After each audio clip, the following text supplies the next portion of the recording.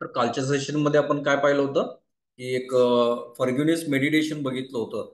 Recce शिकायच्या आधी किंवा या एनर्जीशी आपण कनेक्ट व्हायच्या आधी मला काय करणं गरजेचं होतं? स्वतःला क्लीन करणं गरजेचं होतं आतून. बरोबर आहे का? तर मी काय केलं होतं किंवा आपण सगळ्यांनी काय केलं होतं, एक मेडिटेशन घेतलं होतं, क्षमादान मेडिटेशन, फॉरगिवनेस. बरोबर आहे?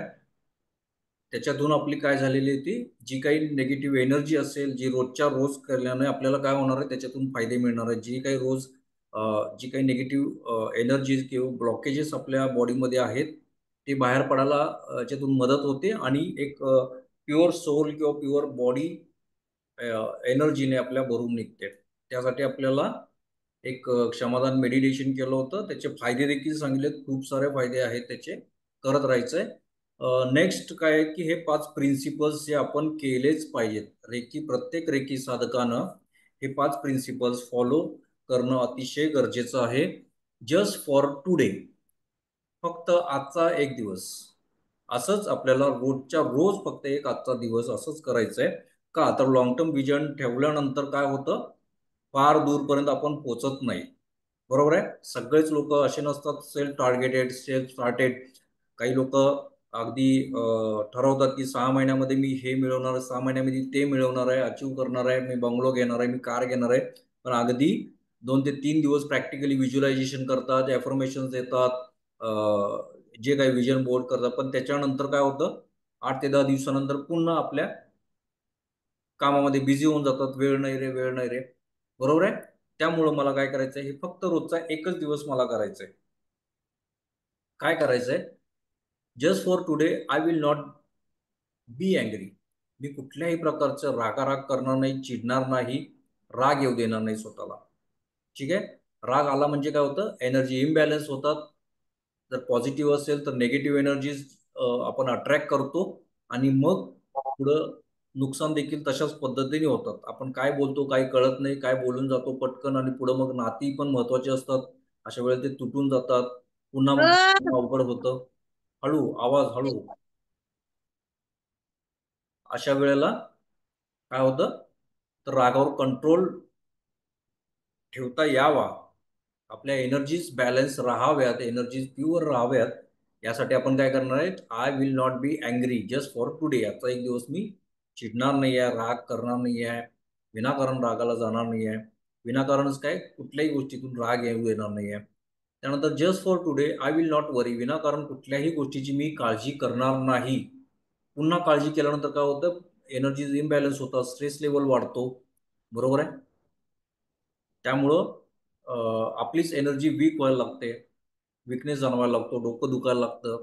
सगळ्या गोष्टी होतात ते होतातच, पण त्याच्यानंतर काय होतं, आपण जे काही वाईट विचार डोक्यात यायला लागतात. पहिले 10-15 मिनिटं आपण व्यवस्थित असतो, माझा मुलगा का आला नाही, येईल थोडा वेळ, इकडे तिकडे गेला असेल, मुलांकडे गेला असेल, बस मिळाली नसेल, रिक्षा मिळाली नसेल, चालत येत असेल. पण नंतर नंतर काय होतं, जसं टाइम वाढत जाईल तसं तसं आपल्याला निगेटिव्ह थॉट्स यायला लागतात. बरोबर आहे? तेच व्हायब्रेशन्स आपले, तेच फिलिंग आपले व्हायब्रेशन्समध्ये बदलतात आणि तेच व्हायब्रेशन्स आपण युनिव्हर्सला पाठवतो. क्विक अँड फास्ट रिझल्ट्स मिळत नाहीत, पण आज ना उद्या कधीतरी युनिव्हर्स स्वतः जो म्हणतं सेमच आपण जर त्याच गोष्टी प्रोसेसमध्ये राहिलो नेहमी, तर विनाकारण काळजी कुठल्याही गोष्टीची, म्हणजे मुलगा आला मुलगी आली नाही याच्यावरच नाही, तर कुठल्याही गोष्टीबद्दल आपण जी अननेसेसरी काळजी करतो, ती अननेसेसरी काळजी आपण इथून पुढे करायची नाही आहे. जितकं शांत छान राहता येईल, आनंदी राहता येईल, तितका आनंद राहायचा आहे. I will be grateful for what. मी तुम्हाला एक स्टडी दिला होता. ठीक आहे? ग्रेटफुल असण्याचे कारण, 10 कारण आपल्याला लिहायचे. ठीक आहे? ठीक आहे. ज्यांनी केलं नाही त्यांनी आज करायचे, त्यांनी मला उद्या सांगायचंय. आणि मी प्रत्येकाचा टेस्ट घेणार आहे. त्यामुळं हा सर विचारत नाहीत, नुसतं ऐकतात आणि सोडतात, असं व्हायला नको. ठीक आहे? प्रत्येकानं तयारीत राहायचंय. 10 कारणं द्यायची आहेत आपण ग्रेटफुल का असावं मी एखाद्या गोष्टीबद्दल. आभारी असणं खूप गरजेचं असतं. युनिव्हर्सला, देवाला, माझ्या आई वडिलांचा किंवा कुणाबद्दलही आपण ग्रेटफुल असणं गरजेचं आहे, जे आपल्या नेहमी उपयोगी पडतात. ते माझे मित्र असतील, माझे घरचे लोक असतील, माझे आई वडील असतील, त्यांनी मला संस्कार दिले, जन्माला घातले, जगात दुनिया बघायला मिळाली मला. त्यानंतर शिक्षण पूर्ण केलं, खाय प्यायला माझ्या सगळ्या हौशी हट्ट पुरवले सगळे, त्यांचे मी आभार मानले पाहिजेत. देवाचे आभार मानले पाहिजेत. त्यांनी मला या जगामध्ये जग दाखवलेलं आहे. त्यानंतर तो नेहमी मला कुठल्या ना कुठल्या अडचणीत जरी असेल तो मला प्रोटेक्ट करतो, त्यातून सहज बाहेर काढतो. बरोबर आहे, तो नेहमी माझ्या पाठीशी आहे. त्याचे आभार मानले पाहिजेत. मित्र असतील, आपली जोडीदार आहे, नवरा असेल, बायको असेल, नेहमी आपल्या प्रत्येक गोष्टीमध्ये ते सोबत आहे. प्रत्येक आनंदाच्या क्षणात आहे, दुःखात आहे, प्रत्येक डिसिजनमध्ये सोबत आहेत. त्यांचे देखील आभार मानायचे आहेत. सो अशा खूप सगळ्या गोष्टी आहेत. तुम्हाला 2 हात-पाय आहेत चालायला, लोकांकडे ते नाही आहेत. डोळे आहेत सुंदर जग बघायला, लोकांकडे ते नाही आहे. चांगला म्हणजे महिनाभर जाईल तुमचा चांगला छान आनंदात जाईल असा तुमच्याकडे पगार आहे किंवा पैशाचा फ्लो आहे तो इतरांकडे नाही आहे. तुम्हाला छान छत आहे घरावर राहायला, ते इतरांकडे नाही आहे. लोकं फुटपाथवर काढतात, रस्त्यावर झोपतात. बरोबर आहे? तर खूप सगळे ग्रेटफुल असण्याची कारणं आपल्याकडे आहेत. त्याच्यातून देखील काय होणार आहे, आपल्याकडं नेहमी जे रडत असतो, माझ्याकडे हे नाही आहे, माझ्याकडे ते नाही आहे. तर माझ्याकडे आत्ता जे आहे, त्याच्यावर आपला फोकस शिफ्ट होणार आहे आणि आपण त्या गोष्टीमध्ये आनंदी राहायला शिकणार आहोत. आणि ज्यावेळेस आपण माझ्याकडे 1 बीएचके माझ्याकडे बंगलो नाही आहे आणि ज्यावेळेस मी 1 बीएचके माझ्याकडे आहे म्हणून मी आनंदाने राहायला लागेल, त्यावेळी ब्रह्मांड मालकीला तर याला 2 बीएचके द्यायला पाहिजे, याला बंगलो द्यायला पाहिजे. राइट? त्यासाठी आपण ग्रेटफुल असणं गरजेचं आहे. सकाळी उठल्या-उठल्या डोळे उघडायचे आणि ह्या सुंदर दिवसाबद्दल मला खूप खूप सुंदर दिवस मिळाल्याबद्दल देवा तुझे खूप आभार मानतो. ब्रह्मांडाचे आभार मानायचे. ठीक आहे? I will do my work honestly just for today. मी माझं काम प्रामाणिकपणे करेन. जे काही असेल चालढकल करणार नाही. काम चुकारपणा करणार नाही आणि वेळेत अगदी जे असेल ते अगदी व्यवस्थित माझं 100% देऊन मी काम करेन. Just for today I will be kind to others. मी इतरांसाठी भाव दाखवेन, दया दाखवेन. बघा आपल्यापेक्षा पुअर लोकं आहेत. आपण 2 वेळचं जेवतोय, इतर लोकांना मिळत नाही. ते कसेही कुठेही पडेल ते खातात. तर आपल्याकडून कधी तर होईल असं आपण त्याला बाबा ठीक आहे, अगदी जेवण नाही देऊ शकत. एक वडापाव दिला तरी त्याची भूक थोडीफार भागू शकते. त्याच्याबरोबर ब्लेसिंग मिळणार आहे, ती वेगळीच गोष्ट आहे आपल्याला. ती खूप जास्त काम करते आपल्यासाठी. कर्म बॅलन्स करण्यासाठी देखील ब्लेसिंग्स खूप उपयोगी असतात आपल्याला. एखाद्याला पैशाची खूप अडचण आहे. ठीक आहे. अगदी म्हणजे विश्वास ठेवून द्यायचं नाही पण ठीक आहे. फुल फुलाची पाकळी म्हणून मदत करू शकता. एखादा गरीब व्यक्ती आहे, त्याच्या मुलाला शिकायची आवड आहे, हुशार आहे, पण त्याला शाळेसाठी खर्च भागत नाही आहेत. आपण काहीतरी देऊ शकतो त्याला. 4 वह्या देऊ शकतो, एखादी पेन देऊ शकतो गिफ्ट, एखादं पुस्तक घेऊन देऊ शकतो. त्याचे देखील ब्लेसिंग्स खूप जास्त मिळतात. तो जिथं आपल्याला दया दाखवता येईल. मी म्हणत नाही पैशाची मदत सगळ्यांना करा. पण ठीक आहे, काही अनाथ आश्रम आहेत ज्यांना अ, कपडे अगदी कोणीतरी दिले तर ते घालतात. खायला रोजच्या रोज जे आहे तेच मिळतंय. त्यांना थोडं कधीतरी वेगळं खायला मिळावं. स्वीट एखादं आपण जाताना घेऊन जाऊ शकतो त्या व्यक्तीनं खायला, की त्यांचा देखील आनंदाने दिवस जाईल. आहे ना? ते जे ब्लेसिंग्ज मिळतात, त्यांच्या चेहऱ्यावरचा आनंद जो बघण्यात असते, ती मजा वेगळी असते. ते त्याच्यासारखं सुख जगात कुठं दुसरं नाही मिळत तुम्हाला, की आपल्यामुळे एखाद्याच्या चेहऱ्यावर आनंद आला. आनंदाश्रू आले. ठीक आहे? त्यातच आपलं सगळं सामावलेलं असतं आनंद. तर I will be kind to others just for today. हे म्हणायचं नाही आहे. हे आपल्या डेली लाईफमध्ये आपल्याला ॲक्टिव्हली करायचं आहे. ॲक्शन्समध्ये आणायचं आहे. ठीक आहे? आणि हे खूप महत्त्वाची गोष्ट आहे. रेकीचे 5 प्रिन्सिपल्स आपण फॉलो करणं अतिशय गरजेचं आहे. लक्षात आलं? नेक्स्ट बघूयात काय आहे.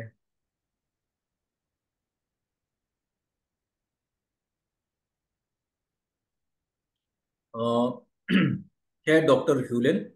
डॉक्टर ह्युलेन हे एक सायकॉलॉजिस्ट होते. होओपोनोपोनो प्रे वरती लिहिलेलं आहे. म्हणजेच काय होओपोनोपोनो प्रे ही एक हुवाईन बेटमध्ये जे काही ट्रिबल्स होते, पूर्वीचे आदिवासी लोकं होती, त्यांची एक रिच्युअल आहे. रिच्युअल म्हणजे काय, की त्यावेळची त्यांची परंपरा होती, की त्यांच्या कबिल्यामध्ये किंवा त्यांच्या समाजामध्ये जो कोणी एखादा मेजर आजारी पडेल, दुखणं असेल मोठं आजाराने, तर ते व्यक्ती काय करायची, की त्याच्या गोष्टीसाठी मी स्वतः कारणीभूत आहे, त्या आजारासाठी किंवा त्याच्या जी काही परिस्थिती आज तो भोगतोय, असं समजून ते काय करायचे, की ही प्रे करायचे. त्याचं अनुष्ठान करायचे.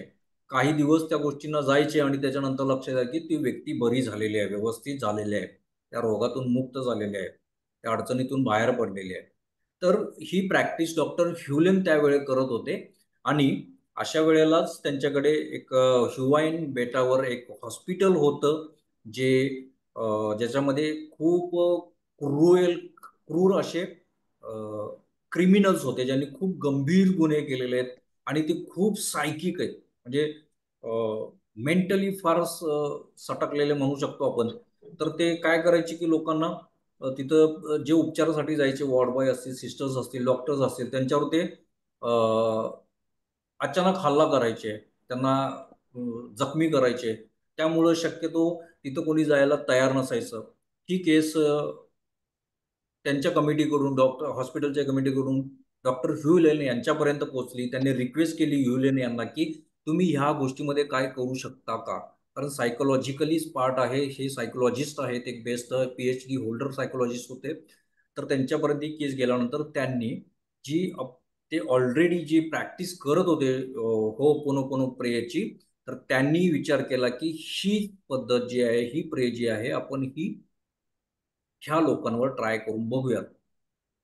त्यांनी काय केले त्या व्यक्तींचे सगळ्या व्यक्तींचे जे काही पेशंट्स होते जे पॅनिकली अटॅक करायचे सगळ्यांवर तर त्या व्यक्तींची त्यांनी फोटोज फाईल्स जी असते ती फाईल घेतली. ते त्या व्यक्तींना कधीही पर्सनली भेटले नाहीत. ते पुढचे 6 ते 7 महिने रोज एकच गोष्ट करायची ती फाईल ओपन करायचे आणि ते 4 फ्रेजेस बोलायचे. ते 6 ते 7 महिन्यानंतर ते ना म्हणजे त्या हॉस्पिटलचे त्या जे काही वॉर्ड होता त्या क्रिमिनल्सचा त्या वॉर्डमध्ये एक देखील पेशंट शिल्लक राहिला नाही. सगळे अगदी व्यवस्थित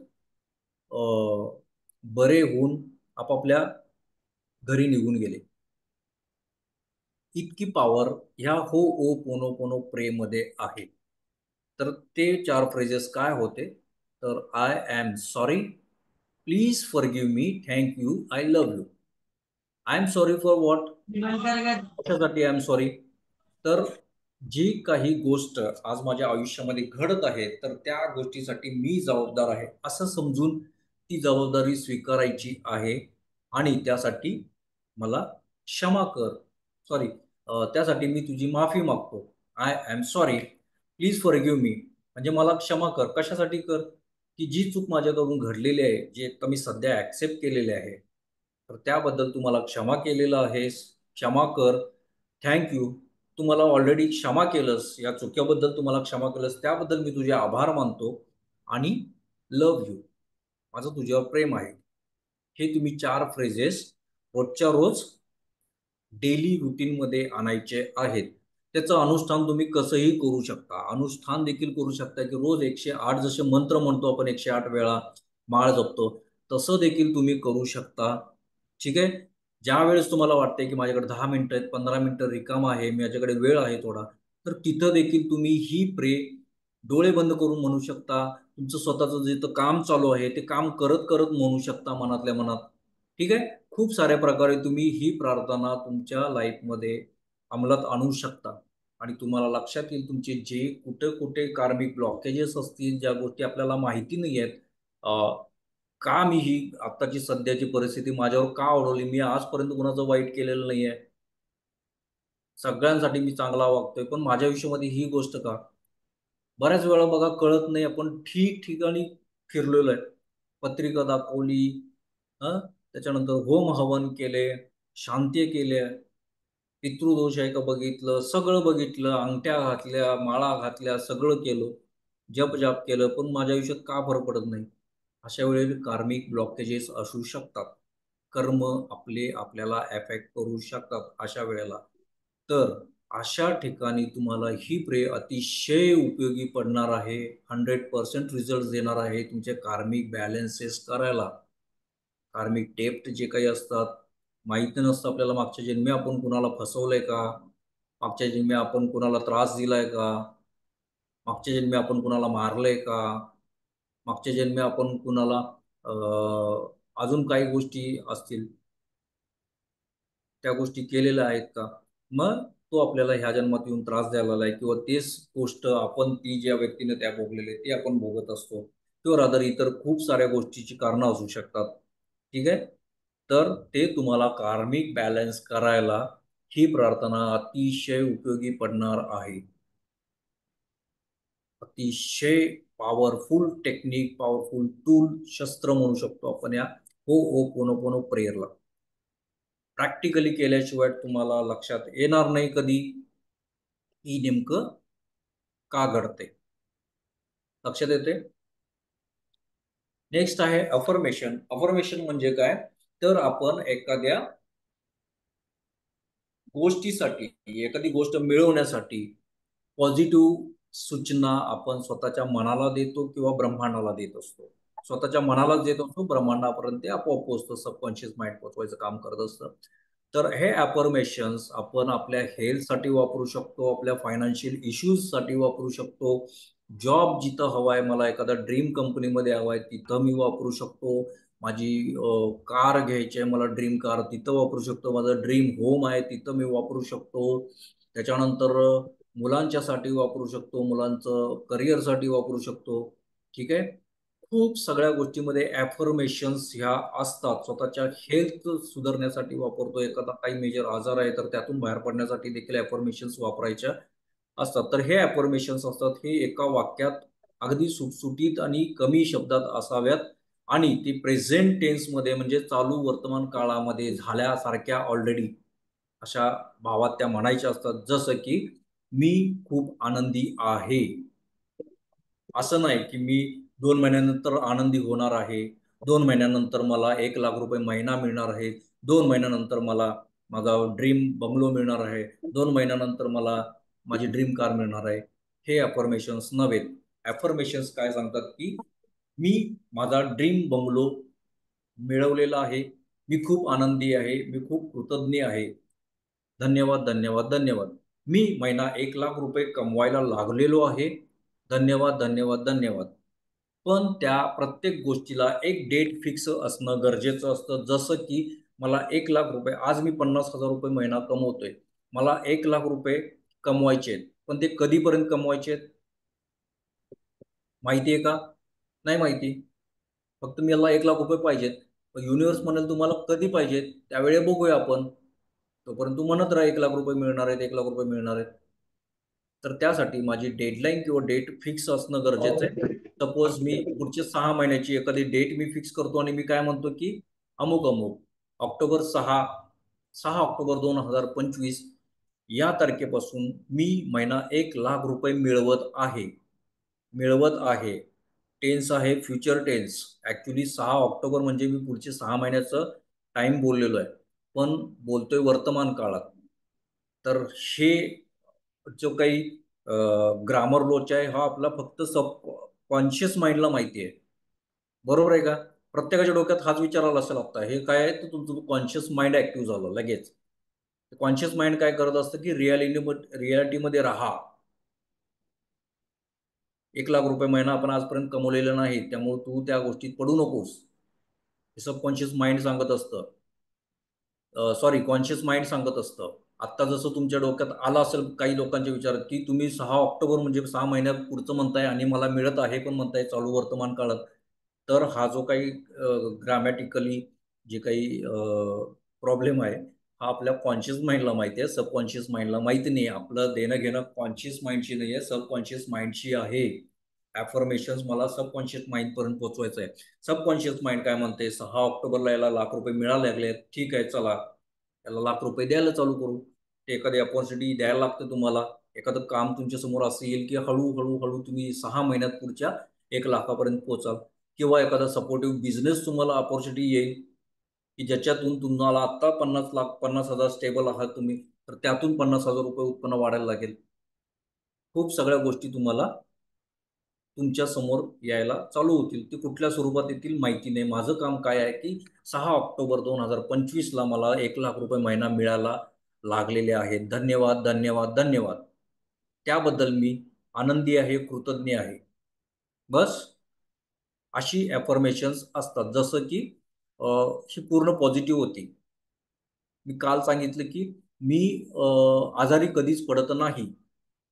ही एक निगेटिव्ह फ्रेज आहे, निगेटिव्ह अफर्मेशन आहे. कारण त्याच्यामध्ये आजारपण आहे आणि पडत पण नाही. नाही हा शब्द पण आहे. नाही म्हणजे नकार आहे.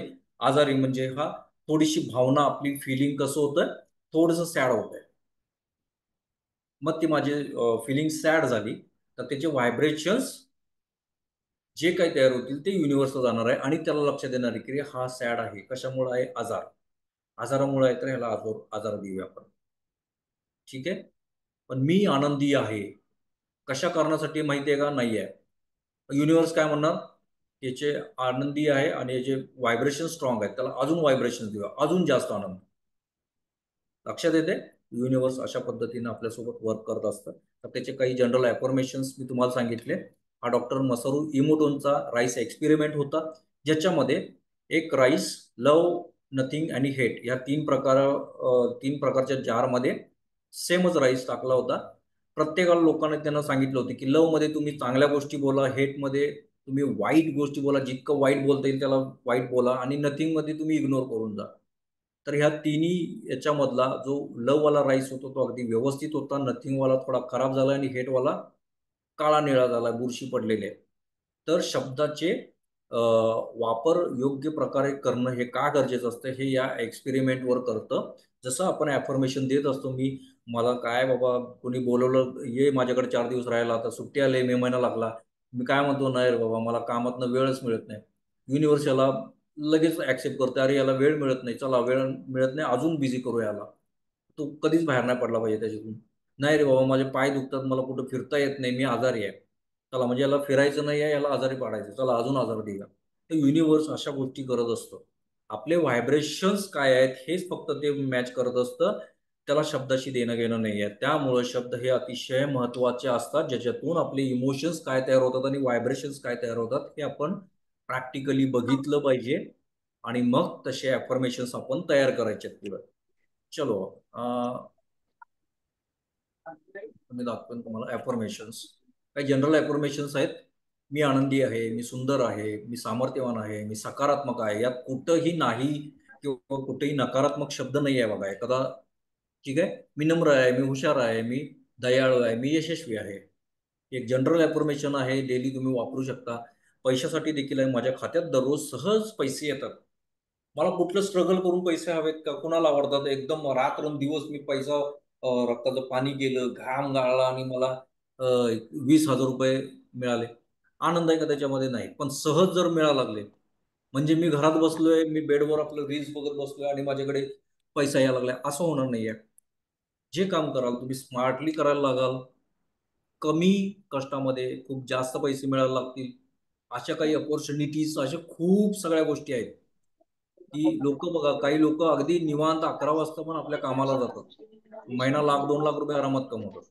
तीच लोक काही 6 वाजता पहाटे पोहोचतात पण रात्रीपर्यंत काही करू शकत नाहीत. बरोबर आहे? हे कशामुळे होतं? तर ह्या सगळ्या गोष्टींमुळे होतात. अफर्मेशन्स आपल्या चुकीचं असतात. मी सहजपणे पैसे माझ्या खात्यावर येत आहेत. मी माझ्या बँक खात्यात मोठी रक्कम आकर्षित करत आहे. त्यानंतर माझे बँक खाते ओव्हरफ्लो झाले आहे. मी आर्थिकदृष्ट्या स्वतंत्र होण्यासाठी पात्र आहे. मनी फ्रीडम म्हणतात त्याला. पैशाचं फ्रीडम म्हणजे काय? की अंधाधुंद पैसा खर्च करायचा असं नव्हे. पैशाचं फ्रीडम म्हणजे काय? की मला ज्या ज्या काही गोष्टी हव्या आहेत, ते गोष्टीवर पैसा खर्च करताना मला कुठलंही रिग्रेट नसावं. हे मनी फ्रीडम आहे. खूप अगदी मी अरे तो उद्या काय कसं करू? मी काय करू आता? पण आता पैसे द्यायला ना, ठीक आहे. मी जर नकारात्मक भावना ठेवून जर तुम्ही पैसे खर्च केलात ना, तर 100% तुमच्याकडे पुढचे पैसे येणार नाहीत. खूप जास्त विचार करून हात आखडून जर पैसे, तरी पण मनाविरुद्ध जर पैसे काढून टाकला, तर ते पैसे तुमच्याकडे परत येणार नाहीत. तर ते मनी फ्रीडम जे म्हणतात ना, की हां, चला मी कुठं जेवायला गेलेलो आहे, तर मी उजवी बाजू बघणार नाही, मी डायरी बाजू बघणार. पहिल्यांदा चला माझा आवडतं मेनू कुठला आवडते, चला हा ऑर्डर केला. नंतर ठीक आहे, जाताना बिल देताना बघितलं, अरे हा एवढा पाहिजे, ठीक आहे, पैसे दिले मी. हे मनी फ्रीडम आहे. आज कुठेही गेलोय, मॉलमध्ये गेलोय, काही खरेदी करायला लागलोय. प्राइस लिस्ट बघितलं नाही, मला आवडलं, चला ते पॅक करा. हे मनी फ्रीडम आहे. तर ते पण याच्यामध्ये खूप महत्वाचं आहे. मी आर्थिकदृष्ट्या स्वतंत्र होण्यासाठी पात्र आहे. मनी फ्रीडम मला मिळण्यासाठी मी काय आहे? एबल आहे. कोण बोर्ड वापरतंय? बोर्ड वापरू नका. मोबाईल फक्त लांब ठेवा आणि बघा. माझ्याकडे येणाऱ्या पैशाबद्दल मी आनंदी आणि कृतज्ञ आहे. हे सगळ्याच गोष्टीसाठी अतिशय महत्त्वाचं आहे. तुम्ही हेल्थसाठी वापरा, जॉबसाठी वापरा, इन्कमसाठी वापरा, अ, अजून कुठल्या गोष्टीसाठी वापरणार असाल तर त्या गोष्टीबद्दल हे शेवटचं वाक्य प्रत्येक ॲफर्मेशनमध्ये असणं महत्त्वाचं आहे. मी आनंदी आणि कृतज्ञ आहे. धन्यवाद, धन्यवाद, धन्यवाद. ओके. त्याचबरोबर सेमच आहे. श्रीमंत आहे, पैशासाठी चुंबक आहे. पैशावर माझा व पैसा माझ्यावर प्रेम करतो. पैसा हा माझा चांगला मित्र आहे. हे पण असणं खूप गरजेचं आहे. बघा आपण मित्राकडं भले जायला नाही जमलं तर रोज दिवसातून 2-3 कॉल तर करतो आपल्या क्लोज फ्रेंडला. बरोबर आहे? संध्याकाळी का होईना जाता-जाता कामावरून येता-येता तर रपेट मारून येतो त्याच्याकडे. का तर एकमेकांशिवाय राहू शकत नाही आपण. बोलल्याशिवाय राहू शकत नाही. मी एवढा भारी मित्र आहे माझा तो. असं म्हणत असतो ना, तर तेच जर फिलिंग आपण पैशासाठी ठेवलं, की मी पैशाशिवाय राहू शकत नाही बाबा. फिलिंग ठेवायचे. राहू शकत नाही याच्यामध्ये निगेटिव्हिटी आहे. पण ते आपलं जे फिलिंग असतं ना प्रत्येक वेळी भेटण्यासाठी, की नाही मला पैशाला भेटायचं आहे. मला पैसा माझ्याकडे पाहिजे, पैसा माझ्याकडे पाहिजे. हे जे फिलिंग असतं हे कशासाठी असतं? पैसा माझ्यासाठी खूप चांगला मित्र आहे. असंच फिलिंग पैशासाठी पण असलं पाहिजे. बघा तुम्हाला खूप सारखा पैसा फ्लो वाढायला लागेल तुमचा. पैसा माझ्याकडे सगळीकडून आकर्षित होतोय. दिवसेंदिवस श्रीमंत होत आहे. मी खूप आनंदी आणि आभारी आहे. धन्यवाद, धन्यवाद, धन्यवाद. ठीक आहे. लक फॅक्टर्ससाठी माझ्या आयुष्याच्या दैवी वेळेवर माझा पूर्ण विश्वास आहे. ब्रह्मांड मला योग्य मार्गावर नेत आहे. माझ्या आयुष्यात योग्य वेळी योग्य गोष्टी घडत आहेत. प्रत्येक क्षण मी प्रेमाने आणि कृतज्ञतेने स्वीकारत आहे. मी आनंदी आणि आभारी आहे. धन्यवाद, धन्यवाद, धन्यवाद. लक्षात आलं इथपर्यंत? ओके. आता थोडा आज थोडासा वेळ लागला तरी चालेल ना? 10 ते 15 मिनिटं थोडे एक्स्ट्रा होऊ शकेल आपला. कारण काय की काल सांगितल्याप्रमाणे तर आज तो थोडासा आपण रिपीट केला भाग. तर नेक्स्ट टॉपिक खूप महत्त्वाचा आहे आपल्यासाठी.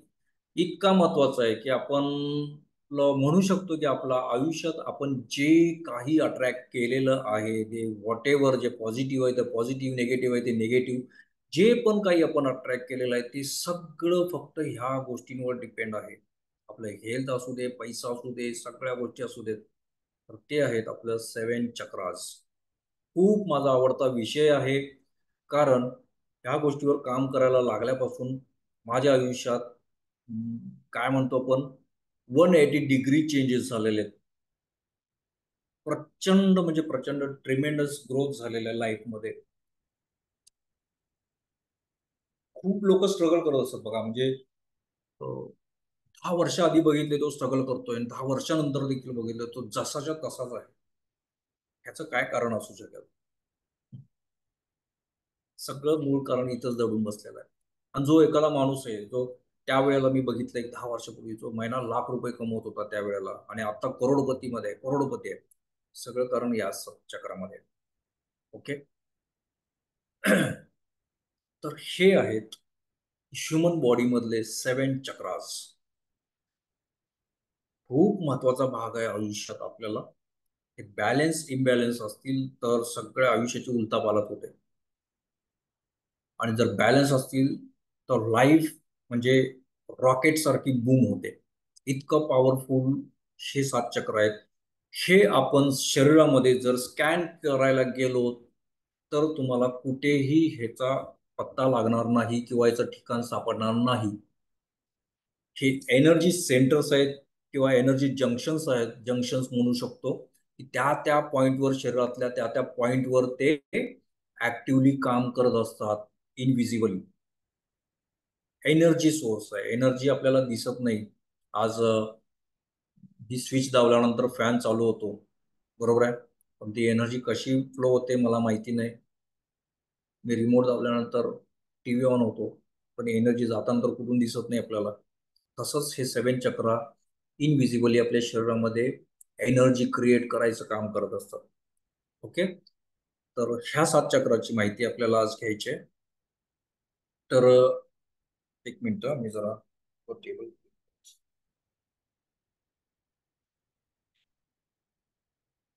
हे आहे मूलाधार चक्र.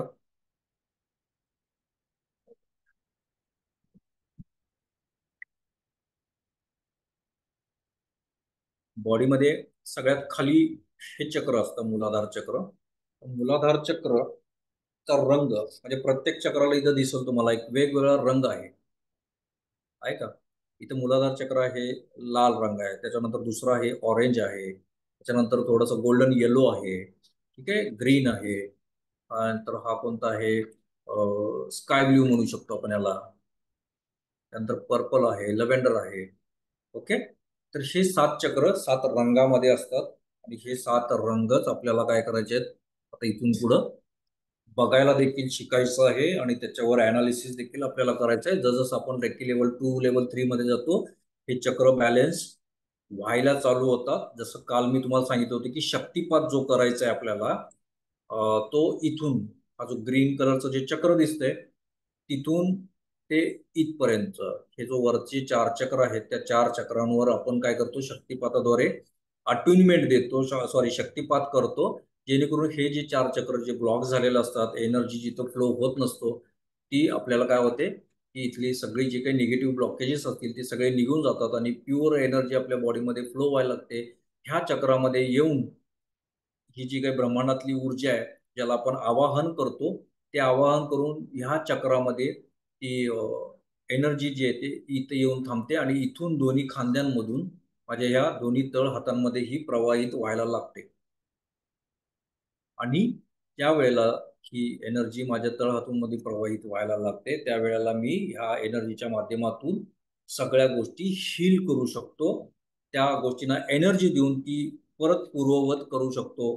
जसं काही आजार असतील तर त्या आजाराला मी त्या चक्रांवर हील करून पुन्हा त्यांना एक काय म्हणतो, ते निगेटिव्ह ब्लॉकेजेस काढू शकतो. कुठली एखादी वस्तू जरी असेल तर त्या वस्तूंवर देखील मी लिव्हिंग नॉन लिव्हिंग थिंगवर सगळ्या गोष्टींवर ही हिलिंग काम करत असते, ऍक्टिव्हली काम करते. ठीक आहे. तर हे 7 चक्र, हे 7 रंग आहेत. हे आहे मूलाधार चक्र. पण ज्यावेळेस मांडी घालून बसतो, जमिनीला जिथं माझा मनका टेकतो, जमिनीला माझा पाठीचा जिथं मनका टेकतो, टेल बोन म्हणतात तिथं, तिथं हा मूलाधार चक्र आहे. रंग आहे त्याचा लाल रंग आहे. तो लाल रंग आपल्याला व्हिज्युअलाइज करायचा असतो ज्यावेळेस मेडिटेशन करतो किंवा आपल्याला ज्या वेळेला हे ऍक्टिव्ह करायचं असतं चक्र. तर हे जर ऍक्टिव्ह असेल तर तो मनुष्य अगदी वेल सेटल्ड असतो. जो अगदी वेल सेटल्ड आहे, ज्याला संकट माहित नाही, ज्याला अडचणी माहित नाही, स्ट्रगल माहित नाही, तो माणूस म्हणजे काय की हे मूलाधार चक्र स्ट्रॉंग आहे, त्याचं ऍक्टिव्ह आहे, चार्ज आहे. ठीक आहे. आणि जो सतत करल काम करल तिथं नुकसान करतो, स्टेबल नाही आहे लाईफमध्ये, आज 50 वर्ष होत आली तरी माणूस स्टेबल नाही आहे, तर काय याचं कारण आहे, तर हे मूलाधार चक्र. स्टेबल होण्यासाठी बेस पक्का लागतो. एखादी बिल्डिंग, मला जर 10 मजली बिल्डिंग बांधायची असेल तर त्याचा बेस देखील तितकाच खाली असणं गरजेचं आहे. बरोबर आहे का? म्हणजेच पाया मजबूत असणं गरजेचं आहे. मूल आधार, मूलाधार म्हणजे काय, मूल आधार, मूळ जे आधार आहे तोच पक्का नसेल तर आपलं लाईफमध्ये खूप उलतापालत होतात. करल तिथं नुकसान, कधीही तो सेटल होऊ शकत नाही व्यक्ती. अशा गोष्टी ज्यांच्या बाबतीत असा व्यक्ती असेल कोणाच्या नजरेत तर त्याचं लक्षात जाऊन घ्यायचं की हे जे चक्र आहे हे इम्बॅलन्स आहे, चार्ज केलेलं नाही आहे, ऍक्टिव्ह नाही आहे. ठीक आहे. तर हे जर ऍक्टिव्ह असेल तर खूप जास्त सेटल असतो माणूस. आजाराच्या बाबतीत पण कधी आजारी पडत नाही. पैसा चारी दिशांनी आलेला असतो. मान सन्मान सगळ्या गोष्टी, सगळं जिथल्या तिथं असतं सगळं. तो काय, हा चक्र स्ट्रॉंग असेल. चक्र बिघडल्यानंतर हाडांचे देखील आजार होतात. जिथं जिथं हाडांचे प्रॉब्लेम्स आहेत, दात असू देत, डोकं, सॉरी, जॉईंट्स पेन असू देत, टाचा दुखणे असू देत, गुडघे दुखणे असू देत, पाय दुखणे असू देत, कंबर दुखणे असू दे, जिथं जिथं हाडांचे दोष आहेत ते कशामुळे होतात, हे चक्र इम्बॅलेन्स होण्यामुळे होतात. मूलाधार चक्र इम्बॅलेन्स किंवा ऍक्टिव्ह नसल्यामुळं होतात. हे ऍक्टिव्ह करण्यासाठी लम लम असा उच्चार असतो, त्याला बीज मंत्र म्हणतात. तर हे चक्र जागृत करण्यासाठी, ऍक्टिव्ह करण्यासाठी आपल्याला काय करायचं असतं, लम या उच्चारानं देखील, बीज मंत्रानं देखील हे चक्र ऍक्टिव्ह होतात. प्रत्येक चक्राचा एक वेगळा बीज मंत्र आहे, एकाक्षरी बीज मंत्र आहेत. ते आपल्याला काय करतात, प्रत्येक 3 मिनिटासाठी प्रत्येक बीज मंत्र हा 3 मिनिटं त्या त्या चक्रावर इमॅजिन करून किंवा व्हिज्युअलाइज करून म्हणायचा असतो. तुम्हाला काही दिवसात लक्षात येईल की ते चक्र ऍक्टिव्ह व्हायला लागलेले आहे आणि रिझल्ट खूप छान मिळायला लागलेले आहेत. ठीक आहे. तर याचा जो बीज मंत्र आहे तो लम आहे, ल वर अनुस्वार. ठीक आहे. दुसरा येतो स्वादिष्टान. स्वादिष्टान म्हणजे निर्मिती, सॉरी गेलं. स्वादिष्टान म्हणजे निर्मिती, क्रिएशन, क्रिएटिव्हिटी. जो अगदी आर्टिस्ट आहे बघा, म्हणजे कलाकारी, त्याकडं हर हुन्नरी म्हणू शकतो व्यक्ती, त्याचं स्वादिष्टान चक्र जागृत असतं. आर्टिस्टिक माइंड आहे, आर्टिस्टिक आहे, हात सहज सुंदर जातो, त्या व्यक्तीचं स्वादिष्टान चक्र जास्त असतं, ऍक्टिव्ह असतं. तो रायटिंग्स करतो, पोएम लिहितो. ठीक आहे.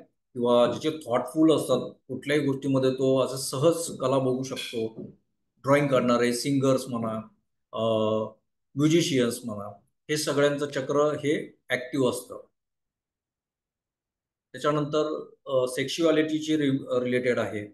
मुलं बाळ न होणे किंवा होणे न होणे ह्या चक्रावर, बॅलन्स इम्बॅलन्सवरच गोष्टी डिपेंड असतात. ठीक आहे. तर ज्यांना वाटतंय की हे इम्बॅलन्स आहे माझा चक्र, तर तिथं तुम्ही कला, कुठलीही कला तुम्ही जोडू शकता. जसं काय म्हणू शकतो आपण, सिंगिंग असेल, म्युझिक असेल, आर्ट असेल, स्केचेस असतील, कुठल्याही प्रकारचं रायटिंग वगैरे करू शकता. जिथे माझं इमॅजिनेशन पॉवर जास्त यूज होईल किंवा माझं ब्रेन पॉवर जास्त यूज होईल, अशा ठिकाणी तुम्ही एखादी देखील कला जर तुम्ही जोपासायला चालू झालात, तर तुम्हाला हे चक्र ऍक्टिव्ह व्हायला चालू होतंय. ठीक आहे. याचा बीज मंत्र आहे वम, व वर अनुस्वार वम. तर तो व्हायब्रेशन द्यायचे असतात, जसं की पोट बंद करून ते व्हायब्रेशन किंवा ते शब्द माझे त्या त्या चक्रापर्यंत पोहोचत असतात. जसं वम.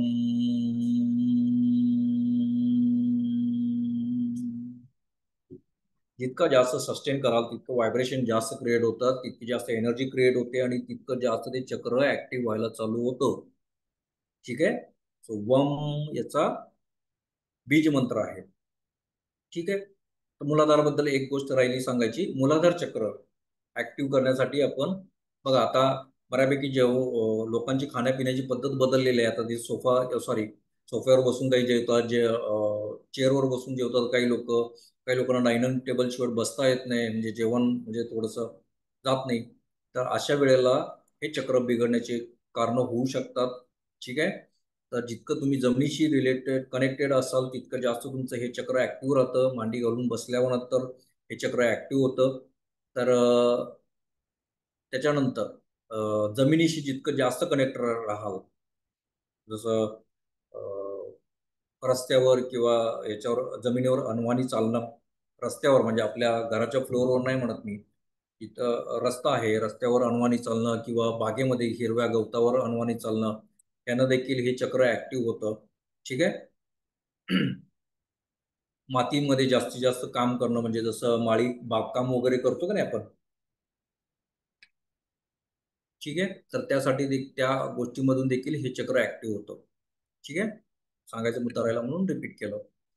त्याच्यानंतर मणिपूर चक्र, तिसरं चक्र आहे खालून, तिसरं हे मणिपूर चक्र आहे. याचा असतो जो उगवता सूर्याचा जो गोल्डन रंग असतो, तशा कलरमध्ये याला व्हिज्युअलाइज करतात किंवा तसा कलर ह्या चक्राला आहे.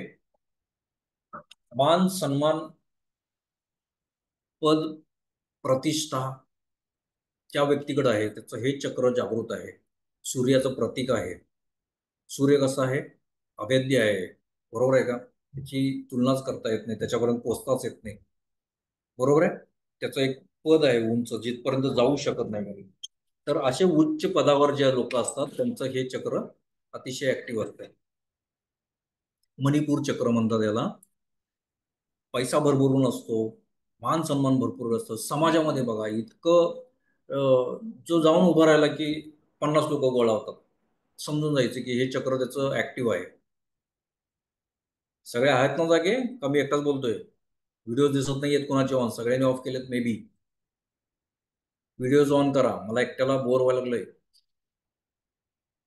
तर ज्याचं समाजात पद प्रतिष्ठा जास्त असते ना, तर त्यांचं समजून जायचं. पॉलिटिशियन्स बघा, पॉलिटिशियन्स मोठमोठे जे पदावर लोक आहेत त्यांचं हे चक्र आहे सध्या जास्त ऍक्टिव्ह असतं. जर हे डिॲक्टिव्हेट असेल तर मान अपमान खूप सगळ्या गोष्टी सहन कराव्या लागतात. आपण बोलण्यात वजन नाही राहत. आपण बघा म्हणजे गेलोय कुठं आणि लोक आपली बसलेत निवांत, कोणी विचारलं नाही, समजून जायचं हे चक्र डिॲक्टिव्हेट आहे. पण गेल्यानंतर चार लोक गोळा झाले, अरे ये बस तुझीच वाडा बघायला लागलेलो आहे. मैफिलीत आलाय आणि त्यानं मग सगळं चेंज केलं. बरोबर आहे. समजून काय जायचं, या माणसाचं हे चक्र ऍक्टिव्ह आहे. ठीक आहे. तर याचा तो बीज मंत्र आहे तो आहे रम. र वर अनुसार रम.